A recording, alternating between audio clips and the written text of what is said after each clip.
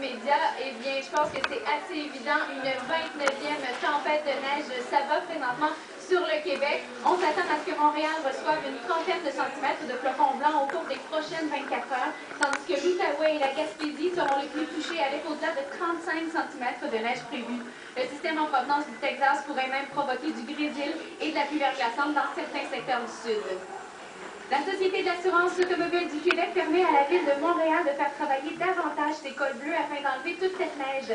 Ils pourront travailler 14 journées consécutives, 12 heures par jour, puis prendre un bref repos de 24 heures. La Ville a également obtenu la permission d'ouvrir 5 nouveaux sites de dépôt de neige, car la plupart des sites actuels ont atteint le maximum de leur capacité.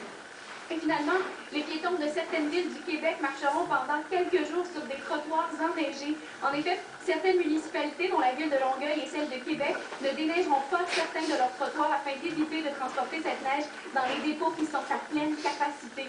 Alors, c'est ce qui complète les manchettes de Météo Média. Évidemment, des manchettes qui touchent cette tempête de neige, cette 29e tempête de neige qu'on vit en ce moment avec vous, à Météo Média, où présentement la neige s'est transformée, en fait, c'est mélangé de grésil. Donc, on sent finalement ces petits flocons plus durs qui viennent nous fouetter le visage et qui pincent par moments. Les vents qui sont surtout très forts en ce moment. Donc, évidemment, avertissement de vent violent tout au long de la soirée. Donc, des vents qui vont pouvoir surpasser les 70 km/h. On parle de rafales qui pourraient aller jusqu'à 100 km/h avec les avertissements. Et ça donne évidemment des conditions routières qui ne sont pas évidentes. Mais alors là, pas du tout. En ce moment, au centre-ville de Montréal, pour vous dire la vérité, il n'y a vraiment pas beaucoup d'autos et c'est tant mieux comme ça.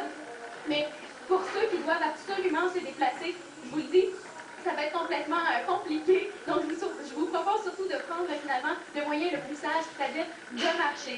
Mais avec cette fameuse tempête, on peut se poser la question, est-ce qu'on va battre le fameux record de 1971? En termes de quantité de neige au total pour Montréal, c'était 383 cm de neige. Donc, avec cette tempête, on pourra surpasser le 30 cm de neige. Ben, on peut quand même se poser la question. Et en termes de tempête aussi, le 4 mars 1971, qu'on appelle la tempête du siècle, ben, c'était 43,2 cm de neige. Alors, si finalement on continue à accumuler comme ça, ben, ça pourrait qu'on batte les records. Et vous direz comme moi, finalement, ben, tant qu'à en avoir de la neige, ben, aussi bien en avoir en masse. Cette capsule vers l'avenir.